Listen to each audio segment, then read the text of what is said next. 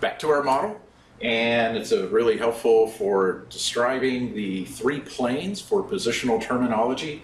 And if you recall, we have a plane that describes from the superior aspect of this particular model to its most inferior aspect. And that plane that describes this position is called the horizontal or transverse plane. The plane now that describes the position from the anterior aspect to the posterior aspect of the body is called the frontal plane. And finally, the third plane that is defining a point in our body, a point of anatomy, is called the sagittal plane. And the particular position of this is called the mid-sagittal.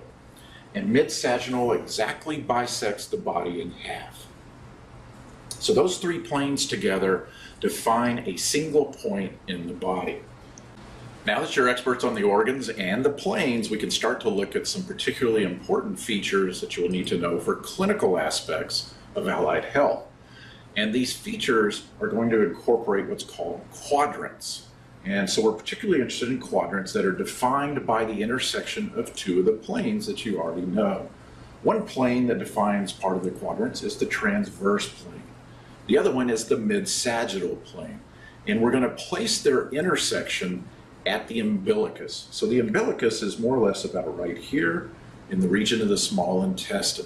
So we have the transverse plane that cuts through that point, and then the mid-sagittal plane defining this region. So you can see how this will define a quadrant-like approach.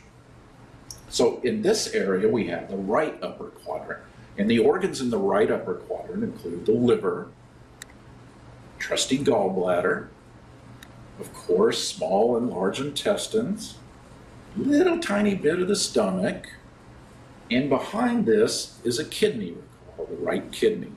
So those will all be the organs of the right upper quadrant. On the other side of the mid-sagittal plane, on the left side, we have the organs of the stomach, the majority of the stomach, a fairly significant piece of the liver. Your large and small intestines are once again included in this portion. Behind the stomach, remember, we have the pancreas and the spleen. They're kind of hidden from view here, as well as the left kidney.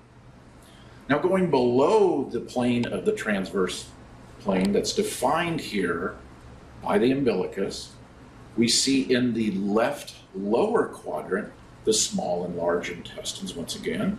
You're going to see they're in all four quadrants.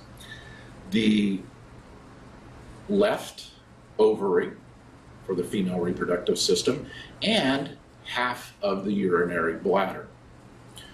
In the right lower quadrant, we're going to have finally the remainder of the small intestine, large intestine, a little finger-like extension from the large intestine called the appendix, and the right ovary as well as the right bladder.